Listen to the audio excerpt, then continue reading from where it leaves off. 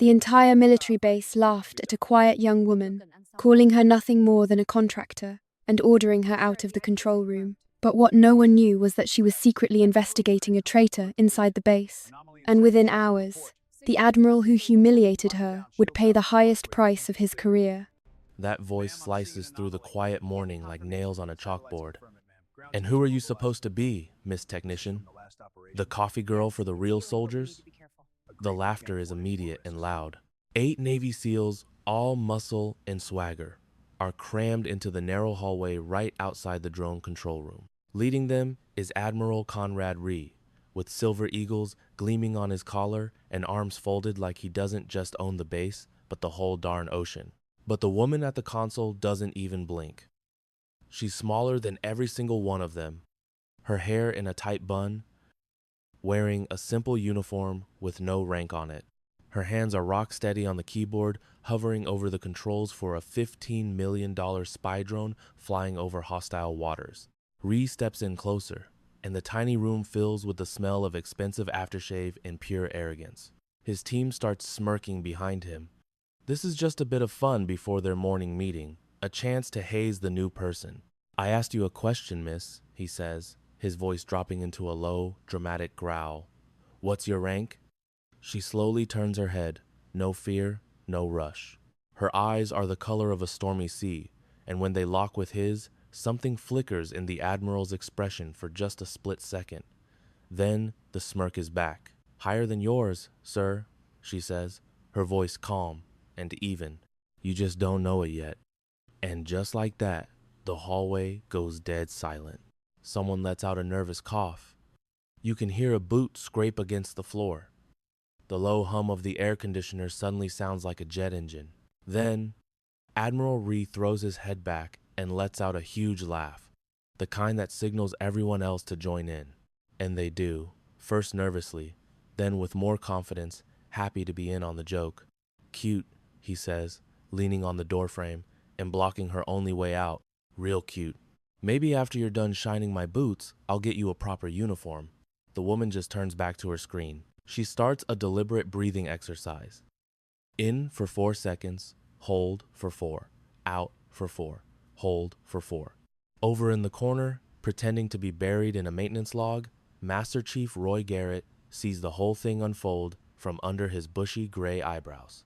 He's 62 years old and has been in the Navy since before any of these guys were even a thought. He knows when a situation feels off. The way she's holding that tablet, 3 fingers under the base, thumb and pointer finger supporting the side, that's not how a civilian holds equipment. Heck, that's not even how most Navy personnel hold it. That's a specific grip they drill into you at advanced combat schools. The kind of places where you learn to operate while taking fire, where dropping your gear means people might not come home, where your hands have to remember what to do when your brain is screaming in panic. Garrett's pen freezes. He doesn't look up, but his jaw clenches. The woman saves her progress with 3 taps of the keyboard. She doesn't hesitate, doesn't need to look up a single thing. The security codes for these systems are changed every month and usually take an operator a good 5 minutes to get right. She did it in less than 10 seconds. "You know what I think?" Ree says, pushing himself off the doorframe and striding into the room. His team crowds in behind him, filling the space with their sheer size.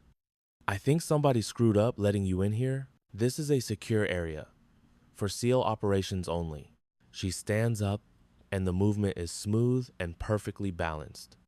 When she clasps her hands behind her back, they fall into the perfect regulation at ease position. It's not just close, it's exact, the way it's hammered into you in training until your body does it automatically, even decades later. "I'll make it simple for you," Ree says, clearly enjoying showing off for his team. "You have about 30 seconds to tell me what a tech support girl is doing with access to my drone systems before I have security drag you out of here." 28 seconds, Lieutenant Hayes chimes in, always eager to suck up to his boss. She reaches into her chest pocket, and for a second, Ree's hand instinctively moves toward his weapon. But she's just pulling out a standard laminated ID card, the kind every civilian contractor on base has. "Technical consultant," she says, holding it out to him, "cleared for all non-combat systems." Ree snatches the card and inspects it like he's expecting it to be a fake, holding it up to the light to check the seal. It's all legit. It has to be. Or she wouldn't be here. But something about it just rubs him the wrong way. And powerful men like Ree hate feeling unsettled. Well, Miss Consultant, he says, flicking the card back at her. It bounces off her chest and flutters to the floor. She doesn't even try to catch it. I don't care what this piece of plastic says. You stay in your lane. That means you don't touch my tactical gear. You don't look at classified files. You fix a computer when we tell you to. And you stay the hell out of the way when real operators are doing their jobs. Got it, sir? She replies. As she bends down to pick up her ID, her sleeve slides up her arm just a little, revealing a scar on her left forearm. It's not a neat surgical scar. It's jagged and ugly, the kind you get from shrapnel when something blows up way too close. Chief Warrant Officer Cleany sees it, and his eyes narrow. He's seen enough combat to know what a blast pattern looks like on skin. But Ria's already turning away, already forgetting she exists. He has a briefing in 15 minutes, a training exercise to run, and an entire base full of people who jump when he says so. Why would he waste another second on some contractor who probably just knew somebody to get her job? Lieutenant Hayes, Ree calls out from the doorway, make sure our friend here gets the message. This room is off limits to her unless I personally approve it through my office. Yes, sir, Hayes says with a nasty grin. He looks at the woman. Don't you worry, miss. We'll find a job that's more your speed.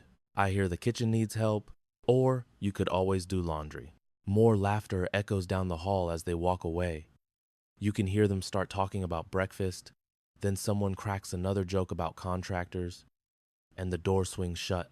The control room is quiet again, just the low hum of servers and cooling fans. Through the reinforced windows, you can see the Hawaiian sun climbing over the runways. Garrett still hasn't moved from his corner.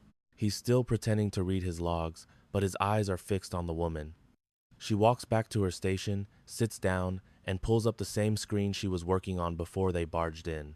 Her hands go right back to the keyboard with that same unmistakable grip. Been doing this a while? He asks, his voice raspy from years of shouting over helicopters and explosions. She doesn't jump or even look up from her typing. Long enough, Master Chief. She knew his rank without even looking. Very interesting. Those security codes, he adds. He taps his pen on the logbook. Most people need the manual. Takes them 10, 15 minutes to get logged in. I've worked with similar systems, she replies. Similar, Garrett says, nodding slowly. Yeah, that's one way to put it. She finally looks over at him, really looks at him, and you can see the gears turning in her head. She's weighing the risks, deciding just how much she can afford to say. Is there something I can help you with, Master Chief? Just curious, he says. He closes his book and stands up slowly, like a man whose knees have seen one too many parachute jumps.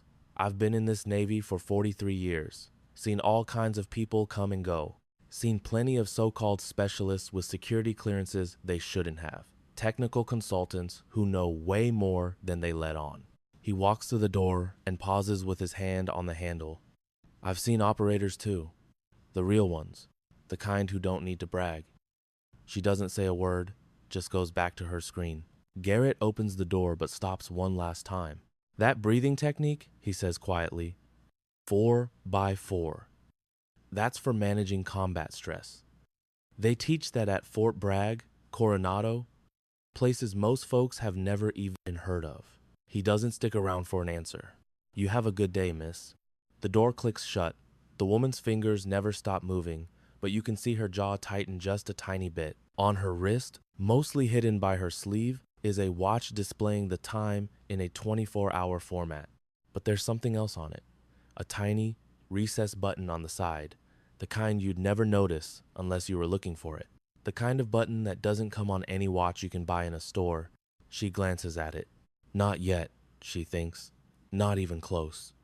Meanwhile, over at the dining hall, Ree is the center of attention, telling his story to a table of younger officers. And it gets more dramatic every time he tells it. So, I walk in, and there's this little girl playing like she knows how to run diagnostics on a Reaper drone feed, he says, throwing his hands up in disbelief. I swear, she couldn't have been more than 5'6", Look like she ought to be teaching kindergarten, not touching our hardware. The whole table laughs on cue. What did you do, sir? Hayes asks, leaning in. What else could I do? I had to explain how the real world works. Told her to stay in her lane, Reese says, stabbing a piece of melon with his fork. She probably won't last the week. These contractors are all the same. They get one little taste of how we operate, and they run right back to their safe civilian jobs where the scariest thing they face is a paper cut. Commander Brooks, the head of base security, just frowns into his coffee. He's older than the other officers and has seen plenty of cocky leaders like Ree come and go. Confidence is one thing, but carelessness is another, and the Admiral had a bad habit of mixing them up. This consultant had the proper clearance, though, Brooks asks. Oh yeah, her paperwork was perfect. Her ID checks out, and I'm sure the paperwork is spotless, Reese said, waving his hand like he was shooing away a fly. You know the drill. Somebody in procurement gets a nice little bonus, and suddenly we have civilians wandering around here like they own the joint. Still, Brooke put his coffee cup down. Might be worth having my team double-check everything, he said thoughtfully. We don't just hand out access to drone controls to anybody. Be my guest, Reese shot back with a smirk. You'll find it's all by the book, which is exactly the issue. We've got too many lawyers around here and not enough warriors. The talk then turned to the next training exercise, a joint op with Army Rangers, practicing a covert beach landing. It was another 3-day grind to prove, yet again, that Navy SEALs were the baddest predators on the modern battlefield. Reese was totally in his zone, laying out tactics, giving out roles, and making it crystal clear that failure was not on the menu. Could this woman really just be a tech support specialist? If you're getting a weird vibe about this, hit that like button. And if you want to support more stories where the quiet truth smacks down loudmouth arrogance, tap that thanks button. No one even saw Brooks slip out of the room, his phone already pressed to his ear, calling for a deep dive background check on their newest hire. Meanwhile, back in the control room, the woman moved through her diagnostic checks with a calm, methodical rhythm. On the surface, it all looked completely normal, checking file access logs, running system performance reports, and doing the standard maintenance any good tech would. But underneath that hum of routine activity, hidden in the tiny pauses between her official tasks, she was up to something completely different. She was connecting the dots between who was accessing what, mapping out the flow of information to spot anything out of the ordinary, the little red flags in security that screamed someone was playing their own game. Her mission, given to her 3 months ago, was straightforward. Get inside this base, keep your head down, and find the source of a leak. Someone here was selling top-secret tactical plans to private military groups. And they weren't just dumping raw data. They were curating it, timing the releases to cause the most chaos while making it nearly impossible to trace. The person behind this wasn't just a traitor. They were an expert in military information systems. That meant it had to be someone high up, someone with clearance, someone who knew exactly how to hide what they were doing. The easy answer would be Reese. He had the access, the motive, and definitely the ego to think he could get away with it. But the easy answer is rarely the right one. 3 months of quiet observation had shown her this base was a tangled mess of alliances and rivalries. At least half a dozen people could be the mole, maybe even more. So she kept to herself, played the part of the quiet contractor, and let everyone think she was just a nobody filling a tech slot. She was forgettable, easy to dismiss, and completely invisible right up until the moment she had enough proof to bring the whole rotten scheme crashing down.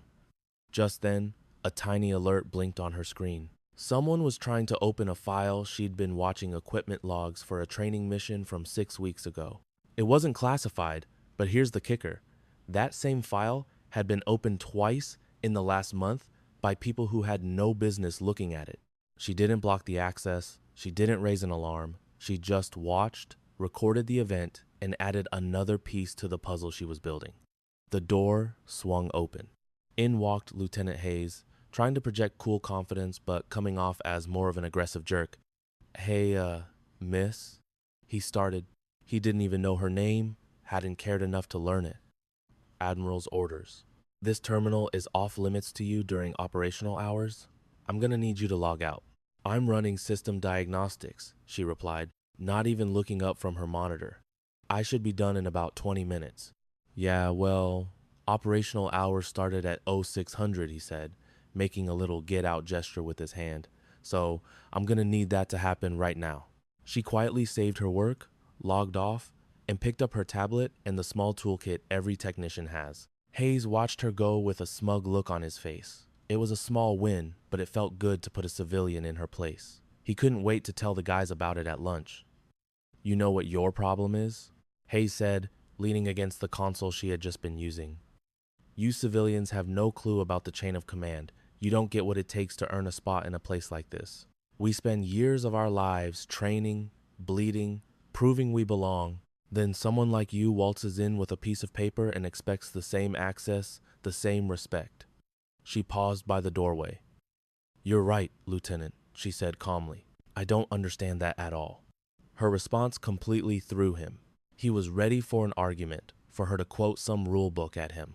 This quiet, total agreement knocked him off his game. Just stay out of our way, he finished, sounding weak. She left without another word. Hayes immediately pulled out his phone and opened the unofficial group chat. Most of the junior SEALs used the one that was technically against the rules, but that command conveniently ignored. Guys, you are not gonna believe this, he typed. The Admiral just put that contractor girl in her place, but she has this crazy attitude, like she thinks she's a big shot. You should see her walking around like she runs this base. The replies flooded in instantly, jokes, memes, gifs. Someone started a betting pool on how long she'd last. Another guy suggested they make her their unofficial coffee girl. It was just harmless hazing, the kind of stuff every new person goes through. The idea was simple. She'd either learn to take a joke or she'd quit. Either way, they'd solve their problem. The texts flew back and forth all morning, twisting the story, adding fake details, and turning her from a person into a punchline. By lunchtime, it felt like half the base had heard the story about the cocky contractor who thought she could boss around an admiral. The made-up version was way better than the truth. It was funnier and easier to share. The woman at the center of it all sat by herself in a corner of the mess hall, eating a sandwich that tasted like cardboard and disappointment. All around her, conversations rose and fell, stories about deployments, grumbling about training drills, gossip about who was getting assigned where. She just listened, absorbing it all, recognizing the patterns within patterns. She saw who bowed to whom, which cliques stuck together, and where the real lines of power were drawn, far beneath the official rank structure. Chief Warrant Officer Kline walked in with his maintenance crew. He saw her, leaned over, and whispered something to the guys next to him. They all looked over at her, shared a laugh, and kept walking. The bread in her mouth felt like glue, but she forced herself to keep chewing. She kept breathing, that steady 4-count rhythm they drill into you. In through the nose, hold. Out through the mouth, hold. The same breathing that got her through Hell Week, through SARE training, through all the secret missions designed to break a person down to their very core just to see what was left. Her watch read 13:37. She had a meeting at 1400, a routine check-in with the base IT director. The official reason was to discuss software updates and network security. The real reason was that it was a dead drop, a way to pass intel up the chain of command without leaving a digital footprint. She finished the last bite of her sandwich, cleared her tray, and walked back across the base under the crushing heat of the Pacific sun. This wasn't like the dry desert heat. It was a heavy, humid blanket that soaked right through your uniform and made everything feel sticky. The IT building was an old concrete bunker, built back in the day when the Navy figured a few feet of concrete could solve any problem. Inside, the air conditioning was fighting a war it had been losing for decades. The director's office was on the second floor, behind a door with a plaque that read, CDR James Walsh, Information Systems. She knocked. Come in. Walsh was 45 but looked closer to 60. He'd spent too many years staring at glowing screens, hunting for digital ghosts, and trying to patch systems that were already ancient when he took the job. He was a smart, dedicated guy who had absolutely no idea that the woman walking into his office held a security clearance he'd never even heard of. Ah, good. You're right on time, he said, pointing to a chair buried under a stack of tech manuals. just toss those on the floor. So, we've got to talk about these firewall updates. The new rules from Cyber Command are a total nightmare for our current setup. She moved the books, sat down, and pulled out her tablet. For the next 10 minutes, they had a totally legitimate, mind-numbingly boring conversation about network security, update schedules, and vendor issues. Then, Walsh leaned back in his chair and rubbed his tired eyes. "I'm gonna go grab some coffee. You want anything?" "I'm good, thank you," she replied. He left, and the door clicked shut behind him. She had about 6 minutes, give or take. Walsh was a man of routine. The break room was 2 floors down, and he always took the stairs to get his daily steps in. Black coffee, 2 sugars. The whole trip took exactly 6 minutes. She'd timed him on 3 separate occasions. She walked over to his computer. He'd left it logged in sloppy, but not surprising.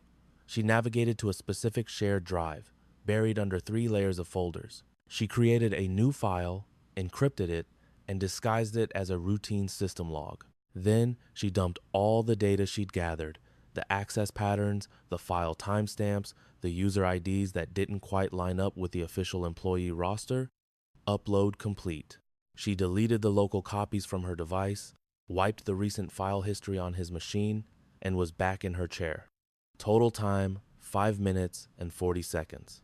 Walsh walked back in at 6 minutes and 15 seconds. Close enough. He was holding 2 cups. "Changed my mind," he said, handing one to her. "Figured you could use one too." She took it and took a sip. The coffee was awful. The cheap government contract stuff that tasted like it had been filtered through an old combat boot. Getting harassed first thing in the morning was just part of the job. They pulled me aside, again, demanding extra ID checks. It was all by the book, of course, which made the intimidation feel even worse. They knew who I was, but they wanted me to know they were watching. If you've ever been the one person in the room everyone's trying to trip up, you know the feeling. But they had no idea I was the one setting the trap. Stick with me, and I'll show you how I turned their own game against them. Earlier that day, I'd sat through a pointless meeting about firewall protocols with a guy named Walsh. Sipping coffee I knew was probably terrible just to seem normal.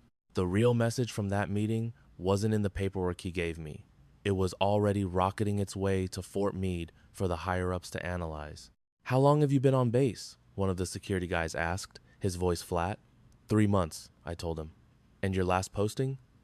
"I'm a contractor," I said, keeping my own voice level.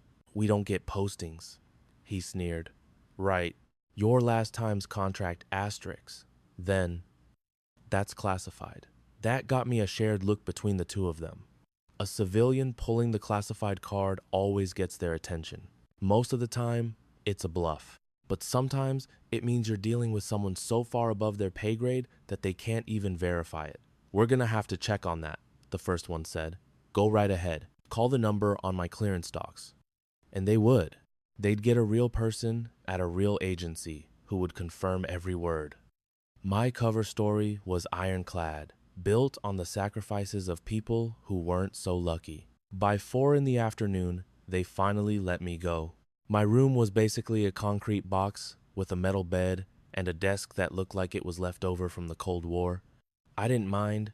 I've slept in far worse places. I've been on missions that would have shattered most people before the first week was over. I sat on the edge of the squeaky bed and gave myself 60 seconds. Just 1 minute to drop the act, to stop holding my breath, to just be me. It was all I allowed myself. Then, the minute was up, and it was time to get back to work. My tablet held the kind of encrypted files that could start a war, training schedules, lists of personnel, supply routes, everything an enemy would need to plan a devastating attack. And that's what this was all about. Someone was selling those secrets, and I was here to find out who. The picture was slowly coming into focus. There was Reese, the guy who had to control every little thing. Hayes, who looked like he'd jump out of his own skin if you said hello too loudly. Klein, the tech guy who knew way more than he should. And Brooks, the head of security, whose random checks felt a lot more like targeted harassment. Any one of them could be the traitor. Or maybe they were all in on it together. There was only one way to find out for sure. I had to poke the bear until it came out of its cave. Tomorrow, It was time to make some noise. I needed to be where I wasn't allowed, touching files that would set off every alarm on the network. I had to make whoever was responsible feel so threatened that they'd have no choice but to show their hand. As the sun went down, painting the sky in brilliant shades of orange and purple, I thought about the thousands of good people out there, doing their jobs, defending the line. Most of them were heroes, but not all of them. There's always one who breaks. I set my alarm for 4:30 in the morning. I wanted to be in the control room right as the night shift was ending and the day shift was still rubbing the sleep out of their eyes. It was the perfect time to get in and the perfect time to see what would happen when I stopped playing nice. Sleep found me instantly. It's a skill you learn in this line of work. 4 hours later, my alarm woke me up with a jolt. I got dressed in the dark, putting on the same boring contractor uniform, and ran through my mental checklist. ID, tablet, tools, and the watch with a tiny hidden button I hoped I wouldn't have to press. The base at 5 in the morning was a ghost town, quiet and still, with just a few maintenance crews and early birds moving through the shadows. I slipped through the quiet hallways until I reached the control room. My access card beeped and the lock clicked open.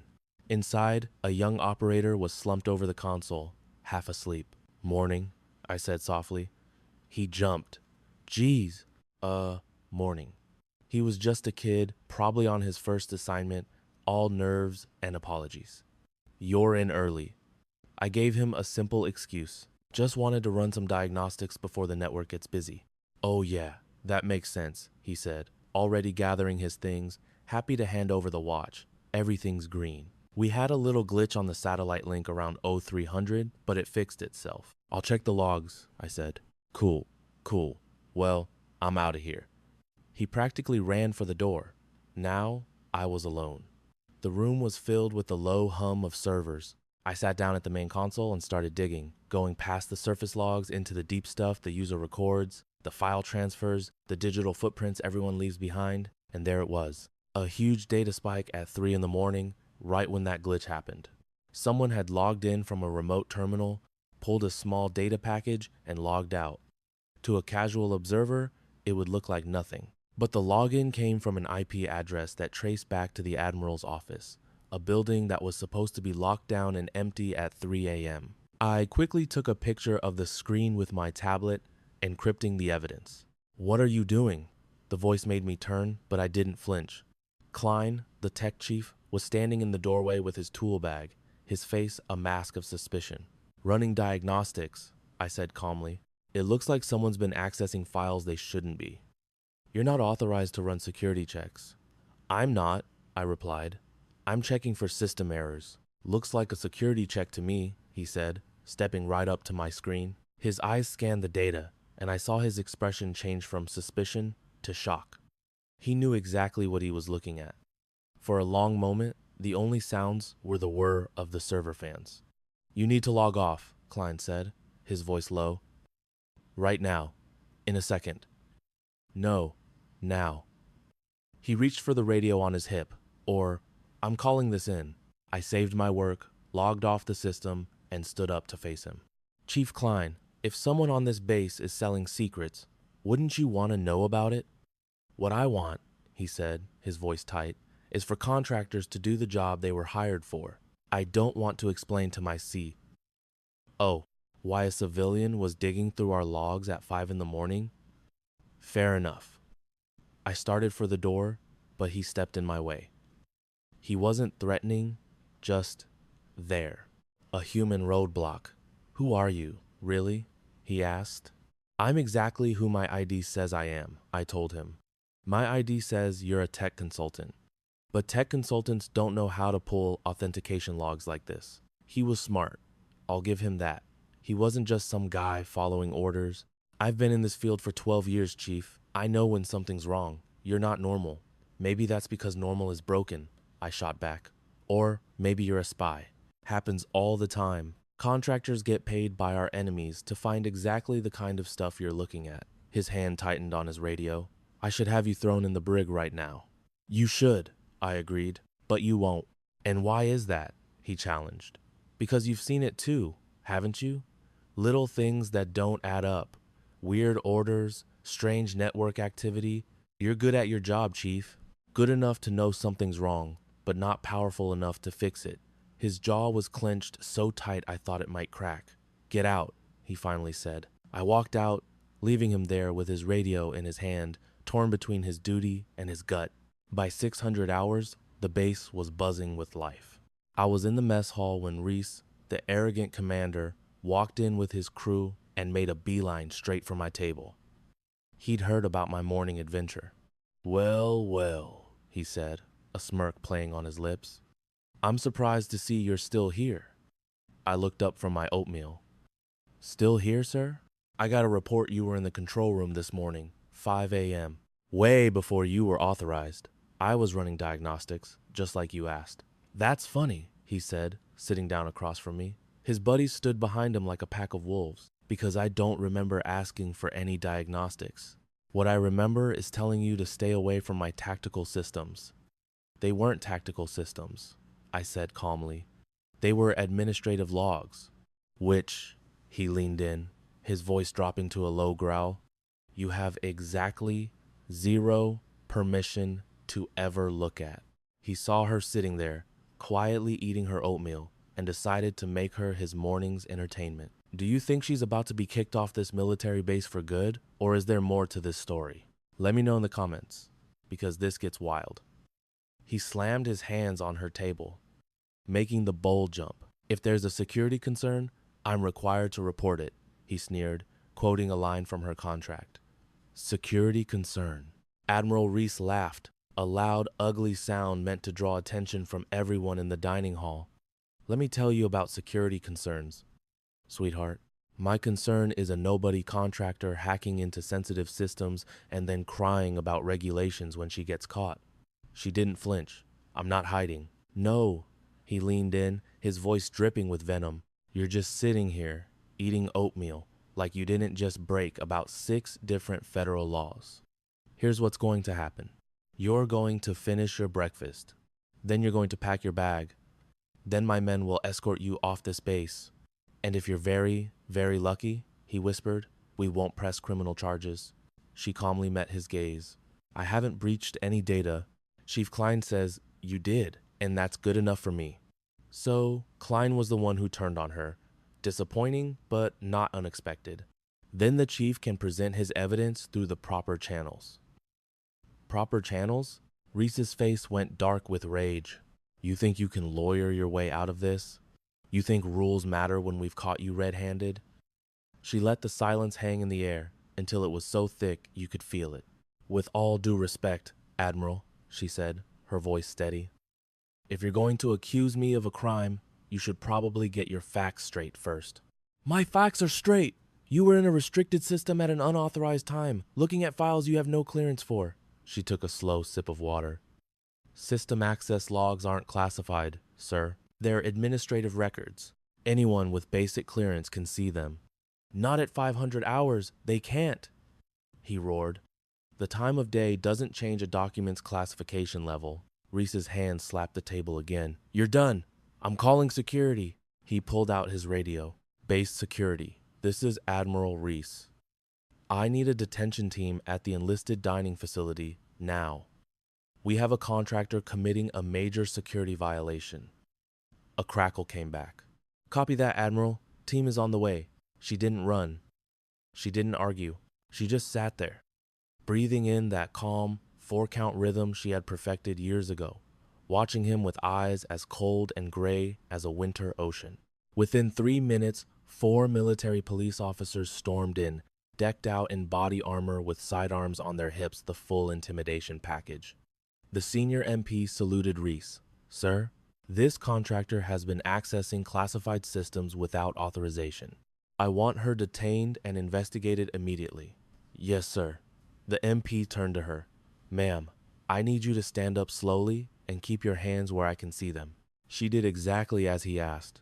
Setting down her spoon and pushing her chair back, her hands relaxed at her sides. The entire dining hall had gone dead silent. Everyone was watching. This was going to be the gossip of the week. The arrogant contractor who thought she was untouchable, finally getting what she deserved. "Hands behind your back, please." She complied again, feeling the sharp plastic of the zip ties closing around her wrists. Not tight enough to hurt, but tight enough to make a point. "Do you have any weapons on you?" the MP asked. "No, we're going to search you anyway." "Of course," she said. They were professional, patting her down quickly, checking her pockets, and confiscating her tablet, her ID, and her phone. But they left the simple digital watch on her wrist. Why would they check it? It was just a watch. "Where are we taking her, sir?" the MP asked Reese. "The holding facility. Cell 3. I want her completely isolated." The MP hesitated. "Sir, Cell 3 is for violent criminals." "Did I stutter?" Reese snapped. "No, sir." They marched her out, a public spectacle for everyone to see. She saw someone snap a photo on their phone. It was probably already going viral on military message boards. The holding facility was a grim, concrete box that smelled of bleach and regret. Cell 3 was an 8 by 10 foot cube with a metal bench and a lidless toilet. A small, barred window near the ceiling let in a sliver of sky. They cut the zip ties, slammed the heavy door shut, and left her in the silence. Anyone watching would think this was it. Game over. She was caught, disgraced, and finished. But they didn't realize they had been playing the wrong game all along. Her watch read 14:37. In 23 minutes, a very important person would notice she'd missed a scheduled check-in. In 63 minutes, a series of automated protocols she'd set up 3 months ago would activate. And in about 2 hours, Admiral Reese was going to get a masterclass in the difference between having authority and having real power. She closed her eyes and controlled her breathing. 4 seconds in, hold for 4. 4 seconds out, hold for 4. A jet screamed overhead, just a routine training flight. Young pilots trusting the system to have their backs. But she knew the system was broken because the corruption was coming from the very top. The cell door opened. A man in a commander's uniform entered. He looked nervous. "I need to ask you some questions." "Am I being charged with a crime, Commander?" she asked. "That depends on your answers. What were you doing in the control room at 500 hours this morning?" "Running system diagnostics." "Why so early?" "Less network traffic. It gives you cleaner data." "You accessed user authentication logs," he stated, reading from a file. "That's part of the diagnostic protocol." "Not according to Chief Klein." "Then Chief Klein," she said softly, "is mistaken." The commander, Brooks, opened his file. It was filled with printouts of her activity, a long, damning list. "These logs show you were specifically looking at files connected to Admiral Reese's office." She met his eyes. "The logs show I was reviewing a pattern of unusual access. Those patterns just happened to come from that office." Brooks frowned. "And you didn't think to report this?" "I was gathering data to confirm it was something worth reporting." "That's my job." "Accessing an admiral's files isn't your job, it's espionage," he shot back. "I didn't access his files," she corrected him. "I reviewed access logs. Logs showing someone using his credentials to download highly classified data at 300 hours in the morning." That made Commander Brooks pause. "Explain." "Someone logged in remotely using the Admiral's security clearance, pulled sensitive naval intelligence, and logged out. It all happened from an IP address inside his supposedly empty and secure office building." Brooks stared at the papers, then back at her. This was no longer a simple case of a snooping contractor. "You're saying he was hacked? I'm saying his credentials were used. Whether it was him or someone else is not for me to say." Brooks was a smart man. He knew this was a ticking time bomb. "I'll need to verify this." "Of course." He stood up, studying her. "Who are you really? Just a technical consultant? Commander?" He didn't believe her for a second, but he wasn't about to ignore a potential security breach of this magnitude. "Stay here," he said, as if she had a choice. The door locked again. It was now 15:30. The first alarm had been raised. The watch on her wrist felt heavy. It had a tiny, hidden button made of pressure-sensitive material. A button she hadn't touched in 3 months. An emergency-only button. But protocol also said to trust your instincts. And her instincts were screaming. The base alarm started blaring a high, piercing siren. Red emergency lights began flashing in the hallway outside her cell. 1600 hours had arrived, In a secure facility in Fort Meade, her missed check-in had just escalated to a full-blown emergency. The door to her cell burst open. It was Commander Brooks, looking pale. "Come with us. Now." "Am I being charged?" "The Admiral wants to see you." They didn't bother with zip ties this time. They rushed her through corridors now filled with panicked personnel. The main control room was pure chaos. Alarms blared as officers stared at screens filled with cascading error messages. And in the middle of it all stood Admiral Reese, his face a mask of pure fury. "What did you do?" he screamed at her. Before she could answer, an MP grabbed her arm, trying to pull her away from the consoles. He yanked too hard. There was a ripping sound as her sleeve tore away, exposing the skin of her forearm. And on that skin was a tattoo. It was a complex design of black and gray ink, one that was instantly, terrifyingly recognizable to every single person in that room who had ever served in special operations. A gasp went through the room. Commander Brooks stared, his eyes wide with understanding. Admiral Reese froze, the color draining from his face as he realized the catastrophic mistake he had just made. She wasn't a contractor. She was an operator from a unit that didn't officially exist, sent to hunt for a traitor. And he had just locked her in a cage and served himself up on a silver platter. The moral of the story? The loudest voice in the room is often the weakest, and true power doesn't need to shout. It was a trident, crossed with a pair of lightning bolts. But it was the numbers tattooed beneath it that silenced the room. Not just any numbers. A unit designation, the kind you won't find on any public record. The silence this time was different. It was heavy, filled with a dawning dread. Master Chief Garrett was the first to get it. His eyes went wide. His hand instinctively went to his chest, a phantom gesture, reaching for dog tags he hadn't worn in years. "Holy hell," he whispered, his voice cracking. "That's a JSOC operator's mark. Task Force insignia. I've only seen that twice in 43 years. Klein leaned in, squinting. "What's that mean?" Garrett's voice was rock steady now. "It means she's not a contractor. I can tell you for a fact," Garrett continued, "that ink is only authorized for Tier 1 personnel, the kind of operators who officially don't exist." Brooks stepped closer, examining the tattoo as if it were a clever fake. But the faint, silvery scar tissue woven through the design told another story. This was old ink, set deep into skin that had seen real combat. Not something you pick up on a whim. Admiral Reese's face twisted through a storm of confusion and denial. "That doesn't prove a thing. Anyone can get a tattoo. It doesn't make them special ops." "Anyone can get ink, sir," Garrett agreed, his gaze fixed on the design. "But that specific pattern, with those numbers, that's not something you just ask for in a parlor. That's earned," Garrett finished. "It's authorized, and it's recorded in files you'll never see." She calmly pulled her sleeve back down, as if revealing a classified military insignia to a room full of people was just another Tuesday. "You wanted proof, Admiral. There you have it." "That's not proof. That's body art. It could be a forgery, a stolen design." "Then verify it," she said, slowly reaching into her chest pocket. Every single person tracked the movement. She pulled out a card, but it wasn't the contractor ID they were used to seeing. This one had a red border and a holographic seal that shimmered under the lights. Stamped across the top was a serial number. "Pentagon Access Authorization. Joint Special Operations Command," she said flatly. "The serial number on this card will match the unit designation in that tattoo. Go ahead, cross-reference them. Your own security network will tell you everything you need to know."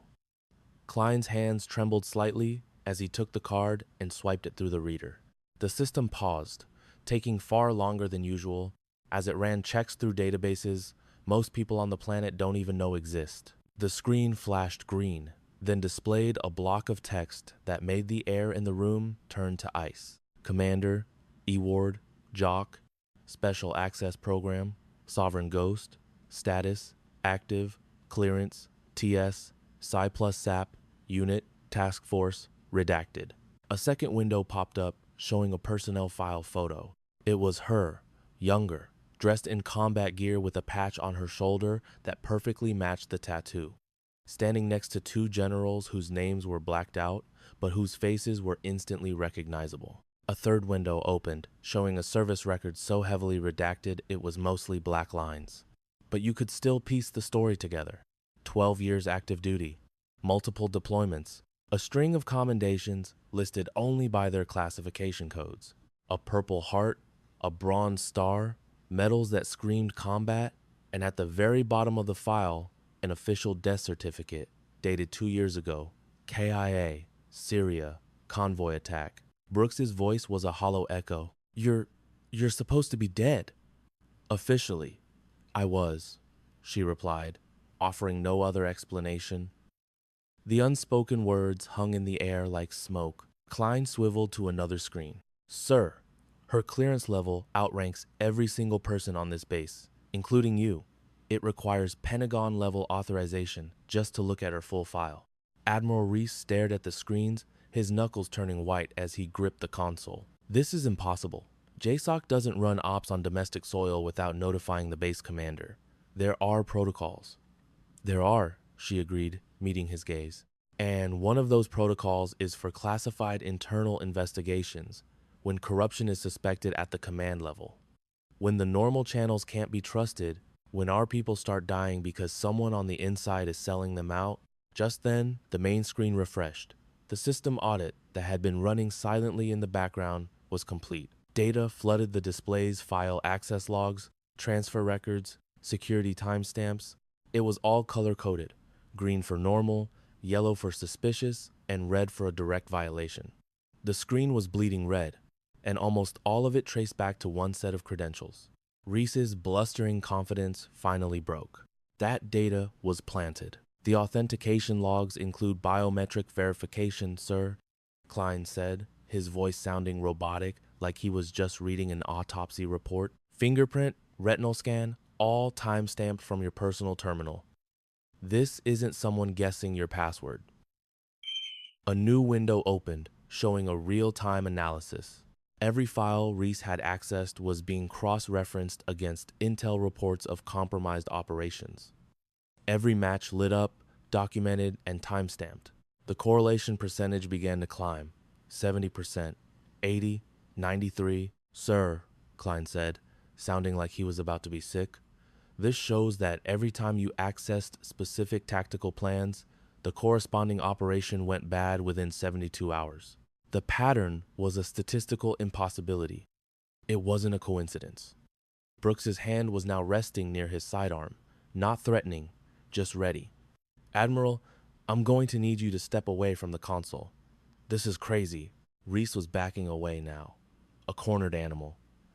You're all buying this fabricated nonsense over a 30-year career? 30 years of service. Ward's voice cut through the tension. You built a career, you earned the respect of your people, and then you threw it all away, selling out our operators to private contractors. For what? Money? I never... Project Nexus? Nexus Strategic Solutions, she confirmed. You've been feeding them classified intel for the last 8 months, and the financial records show payments that perfectly line up with the data transfers. Every time you pulled a sensitive file, a deposit showed up in an account you thought was untraceable.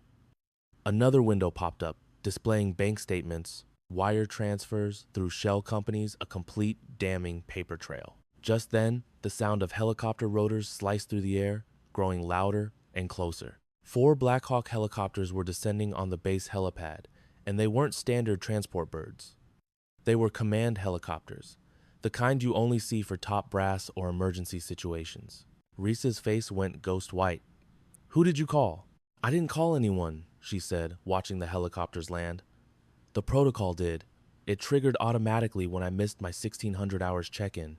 It's standard procedure for deep cover ops. A missed check-in triggers an immediate, high-level response to secure the asset and preserve all evidence. The helicopter doors slid open, and 4 figures stepped out. Even from a distance, the stars on their shoulders glinted in the light. Generals. And they were moving with a purpose that made it clear this was no friendly visit. Reese turned back to Ward, his expression shifting from anger to pure desperation. Look, we have 45 minutes before the backup power for the lockdown fails. If you want to do this by the book, fine. But we need to secure all this evidence before the system goes dark. How convenient, Ward said. It's the truth. Check the power logs. These generators were never meant to run this long. We've got 45 minutes, maybe less. Ward glanced at Klein. Confirm it. Klein pulled up the power management display. He's right. Backup power is at 63%. At the current rate, we have approximately 42 minutes before non-essential systems, including the audit program, start shutting down. Then we finish this right now, Ward said. She turned and locked eyes with Hayes, the lieutenant who had spent 3 months making her life a living hell, spreading rumors, mocking her, undermining her at every turn. Lieutenant Hayes, I need you to do something for me. Hayes snapped to attention, looking confused and wary. Ma'am, you spent 3 months telling everyone here that I didn't belong, that I was incompetent, a total waste of space, she said, her voice flat, stating facts without emotion. Now, I need you to prove yourself wrong. I want you to pull the detailed access logs. Every file, every transfer, every single authentication. Show everyone in this room who the real traitor is. The request hit Hayes like a punch to the gut. His face ran through a dozen emotions: shame, defiance, and finally, grim acceptance. Why me? He asked quietly. Because you're good at your job, Ward said. Because for all your faults, you follow the rules, and because you need to see this for yourself. When this is all over, I want the story to be that the very people who doubted me were the ones who helped bring the truth to light. Hayes looked from Reese's guilty face to the damning evidence on the screens, and then back to Ward. Yes, ma'am. He spun around to a terminal, his fingers flying across the keys, pulling the data that had been hiding in plain sight for months. The room was silent as the clock ticked down. 41 minutes remaining. I've got something, Hayes said, his voice tight with tension. It's an access pattern from Admiral Reese's credentials, but there's a secondary layer. Another user with the highest level privileges was accessing the exact same files, sometimes just hours apart. Who was it? Brooks demanded. Hayes pulled up the authentication record, and his face went pale. It's General Corbin. He accessed every single file the Admiral did, sometimes right before him, sometimes right after. It looks like they were coordinating. Ward's expression remained a mask of stone, but a muscle in her jaw jumped. General Corbin, she said softly, was one of the officers who authorized this mission. He's the one who suggested we use a deceased operator for deep cover. He's the one who recommended me for the job. The accusation hung in the air, thick and venomous. He knew. Garrett's voice was a low growl. He knew you were digging. Knew you were watching Reese. He thought he could run the whole show from the inside. And it was even worse than that. Hayes is still pulling the data, Garrett added with a sneer. General Corbin looked at the same intel briefing that sent Commander Ward's team into that ambush in Syria. 2 hours before the mission, he tweaked the route, downgraded the threat level, made it look like a routine update. Absolute silence fell over the control room, broken only by the whirring of machines. Ward shut her eyes for a single, painful second, then opened them. He tried to have me killed, she stated, her voice flat. And when that didn't work, he decided to use me. He put me right in the line of fire to catch Reese, thinking he was safe. We have to alert the incoming command team, Brooks said, his hand already on his radio. Wait, Ward raised a hand, stopping him. Let them walk into it. Corbin has no idea we're onto him. If we show our cards now, he'll vanish behind a wall of classified secrecy. The clock on the screen showed 38 minutes remaining. Just then, the door slid open and 4 generals walked in. They weren't in combat gear, but in immaculate service dress uniforms, the kind that screamed this was business from the very top. The one in the lead was a woman with 3 stars on her collar, her silver hair pulled back so tight it looked severe, and her eyes could have chipped stone. She scanned the room with a look that had seen every kind of betrayal imaginable. 3 other high-ranking officers followed her, 2 men and another woman, all of them decorated with stars and ribbons that spoke of decades of command. Master Chief Garrett snapped to attention, his body rigid. He recognized one of them, a man who had served under him 20 years ago, long before he had stars on his shoulders. The female general's eyes swept across everyone, finally landing on Ward. You could have heard a pin drop. It was the moment everyone had been waiting for, even if they didn't know it. Every single person in that room was frozen, watching. The entire chain of command, decades of military tradition, all of it just hung in the air, waiting. And then, in that dead silence, the general's hand moved. It rose, sharp and crisp, into a perfect salute.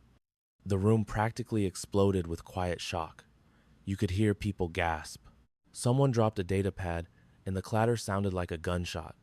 Hayes's jaw dropped, his eyes wide with disbelief, as everything he thought he knew for the past 3 months was completely shattered. Klein physically recoiled, his chair scraping loudly on the floor. Brooks's hand, which had been reaching for his weapon, froze in midair. He'd forgotten what he was even doing. Reese let out a choke sound, the noise of a man watching his world crumble to dust. Commander Ward, the general's voice was sharp enough to cut diamond. Each syllable landed with the full force of authority. "Welcome back, ma'am." The other 3 generals instantly snapped to attention, their movements perfectly synchronized, and delivered 3 more salutes. They were precise, respectful, the kind you give an equal, erasing any doubt about who this woman really was. Ward returned the salutes, and her entire posture transformed. It was a small change, but it was everything.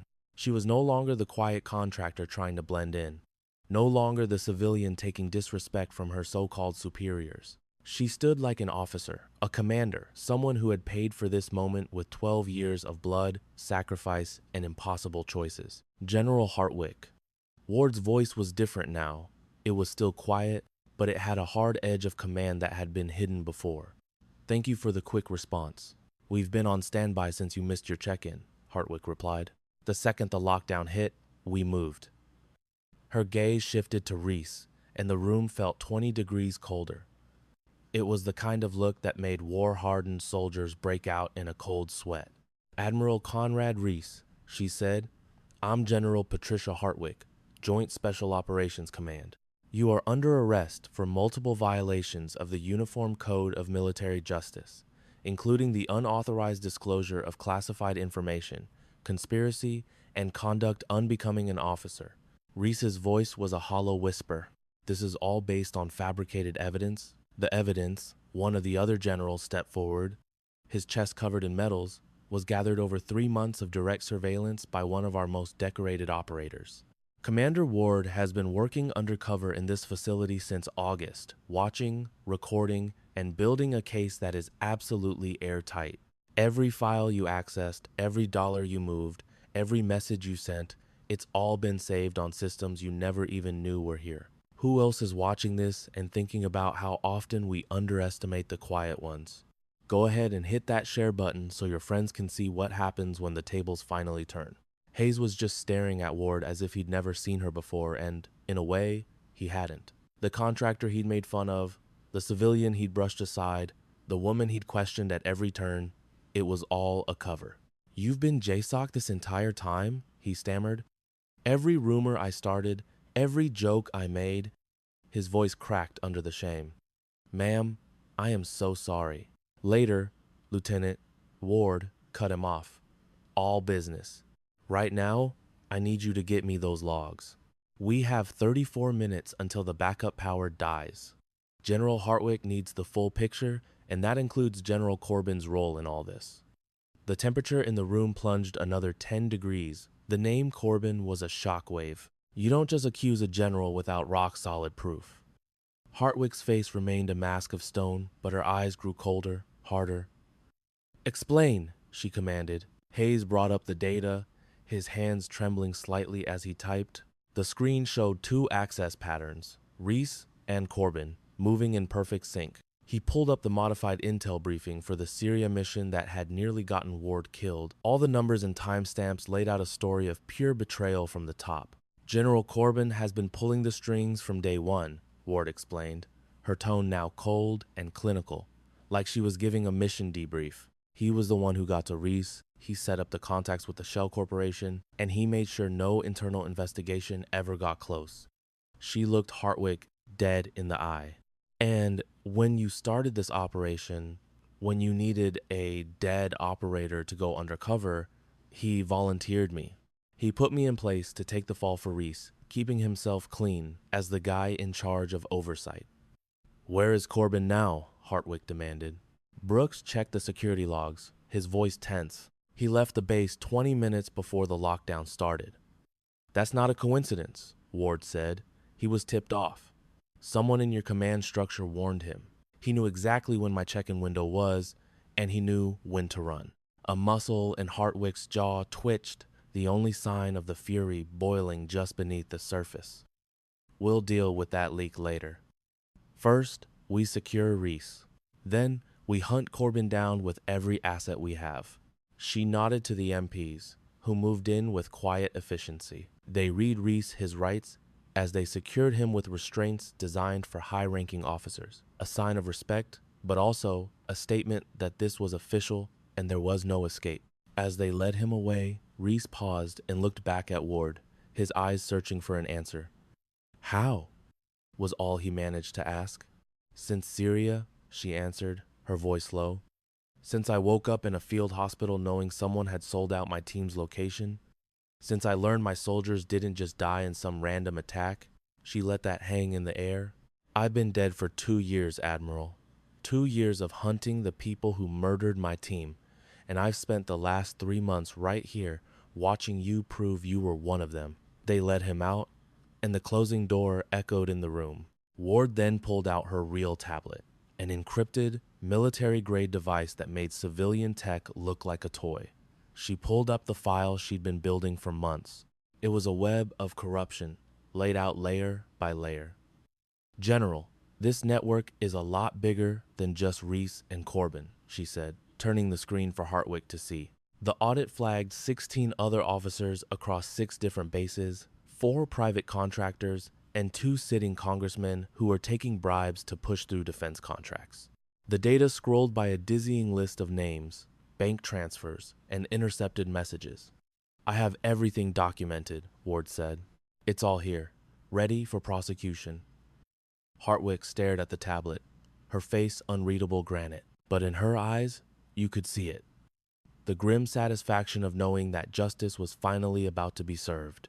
Commander, she said, looking up, I need to ask you something. For 3 long months, she had been a ghost, a nobody. They told her the deep cover operation had taken its toll, that she could take a desk job, teach new recruits, and no one would blame her. They said she had earned her rest.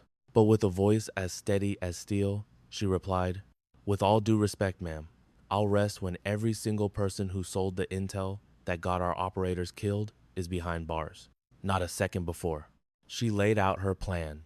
Use the recent arrest as bait, make the real target nervous, and watch him trip over his own feet trying to cover his tracks. They warned her it could take months, even years. She didn't blink. I'm aware. I'll do whatever it takes, for however long it takes. A small, knowing smile crept across the face of the 3rd General, a woman who had been silent until now. She's got your brand of stubbornness, Patricia, she remarked. That's what you get when they're this dedicated. The head of the operation didn't argue. We'll brief you on the next phase tomorrow. For tonight, you are officially Commander Ward again. Try to enjoy it. Yes, ma'am. As Ward saluted and turned to leave, a familiar figure stepped into her path, the old Master Chief who had been watching her from day one. Ma'am, permission to speak freely? Granted, Master Chief. He began to list the details. The tattoo, the way she held the drone controller, her breathing pattern. I knew something was off, he said. I just couldn't put my finger on it. He snapped to attention, delivering a salute so crisp it could only come from decades of discipline. Should have recognized the JSOC training. I went through the ringer myself back in '98. Ward's expression softened. You served with honor, Roy.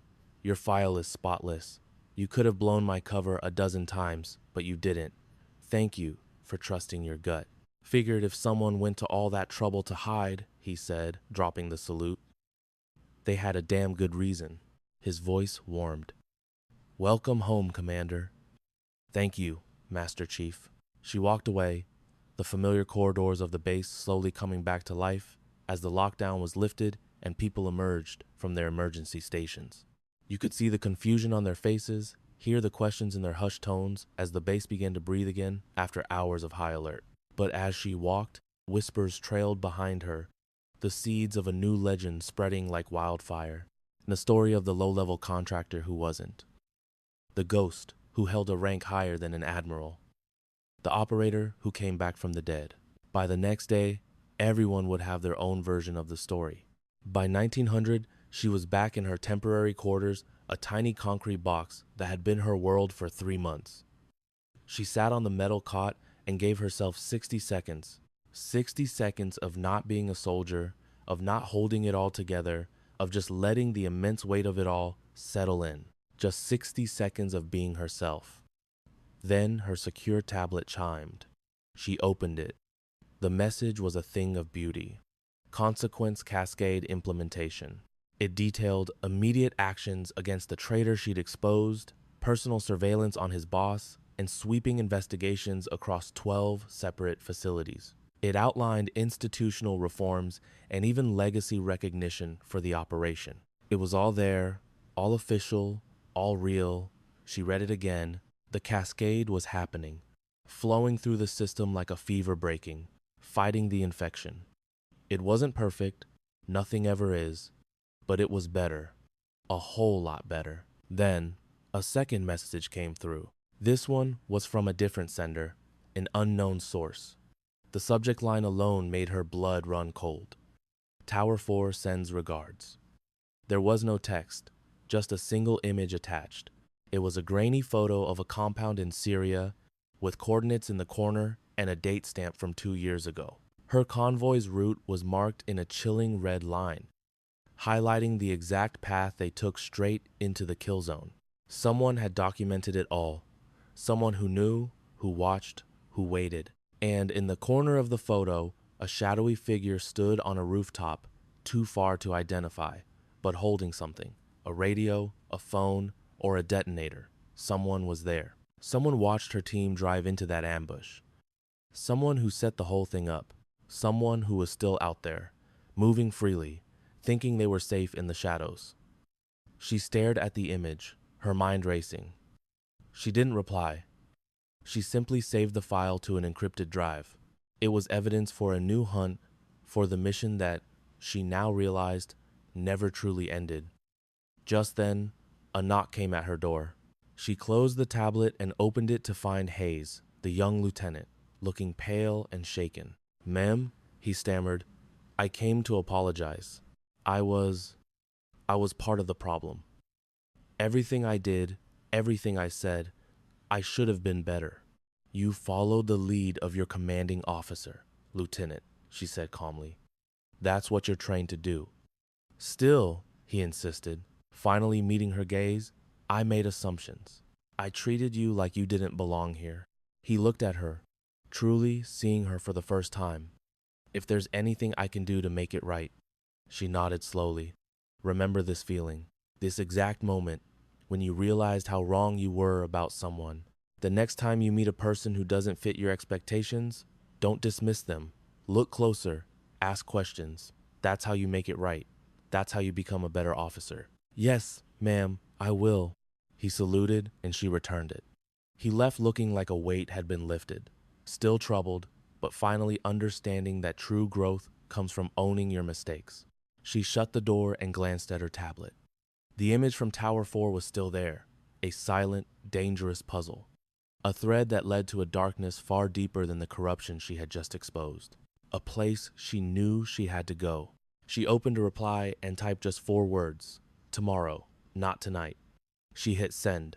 The message vanished into a maze of encrypted servers. A promise sent to someone, somewhere, who now knew she was coming. Outside her window, the Hawaiian sunset painted the sky in brilliant shades of orange and purple. A peaceful beauty that made it easy to forget that wars were still being fought in the shadows. Somewhere on this very base, the man she'd exposed sat in a cold cell, watching his empire crumble. Somewhere in Washington, analysts were pulling threads that would unravel entire criminal networks. And somewhere in the dark corners of the world, the people who profited from betrayal were starting to feel a chill, starting to look over their shoulders. And the person who watched her convoy drive into that ambush 2 years ago, the one who thought they were safe, they were wrong, because she was patient, she was thorough, and she never, ever stopped hunting.